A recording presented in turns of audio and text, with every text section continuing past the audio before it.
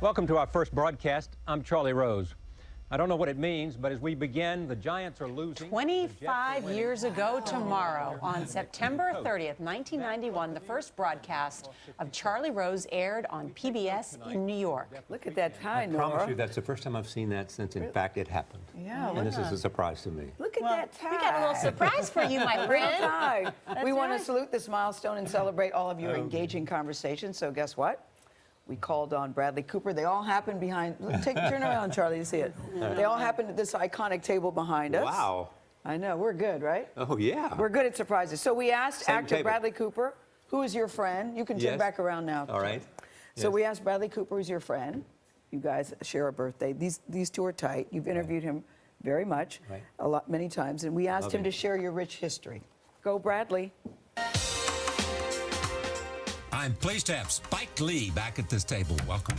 Back at this table. I am pleased to have my friend here who's having the table welcomes you. I have been excited. I wanted to get at this table for a long time. Artists looking to master their craft have instruments. Where do you want to be at 50?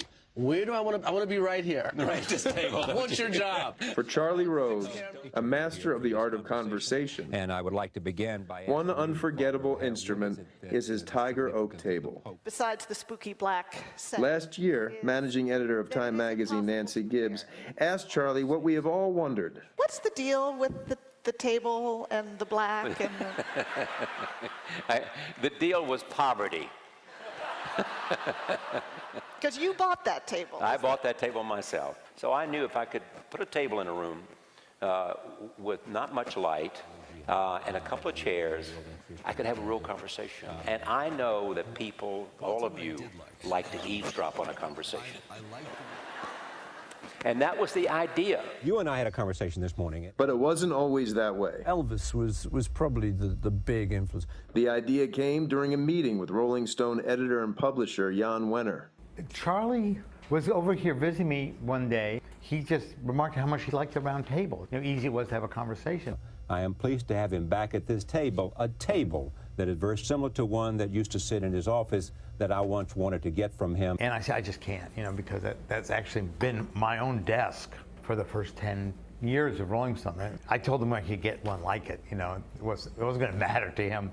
Because I knew that if you had a table in which the essence was an interview, but an interview is at the core of drama, fiction, real life. It is, in essence, you know, the notion of a dialogue between two people is what an interview is, and that's at the core of so much communication. You can establish, which you do so well, a chemistry of confidentiality. That's what comes across the table. Music is the language of the spirit. I mean, you, as a sort of jazz man, conversationalist, you're pretty musical, the way you move around the table with words. You're not sure what you had to risk. I knew it was something, Right. yeah. And what I didn't realize was I was risking my entire profession. Please telephone my message to the New York press. Don't be cruel. But I'm too hoarse. It reminds me how great an interviewer you are, because you sit here and you just feel like you're talking to a friend. The stories that this table could tell. It's those stories, says Christie's appraiser Andrew Holter, that make it challenging to put a price tag on an item like this. This is an irreplaceable object. When you think of the Charlie Rose Show, you think of the dark room. You think of this warm table that sits in front of Charlie and his guests. You know, the years of history, the number of people that have sat here, the way he's able to pull things out of his guests that nobody else can do.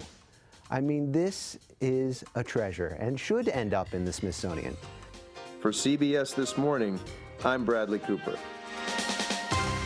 Bravo, bravo. Thank you. 25 years, that's awesome. I'm totally surprised, and that table and I have been a long way. I didn't know you my bought it friend. yourself, Charlie. Do you remember? Do you happen to remember how much well, it was? what happened is that Jan Wenner said, you go down to this place, and they have what I think you're looking for. I went down, and I remember what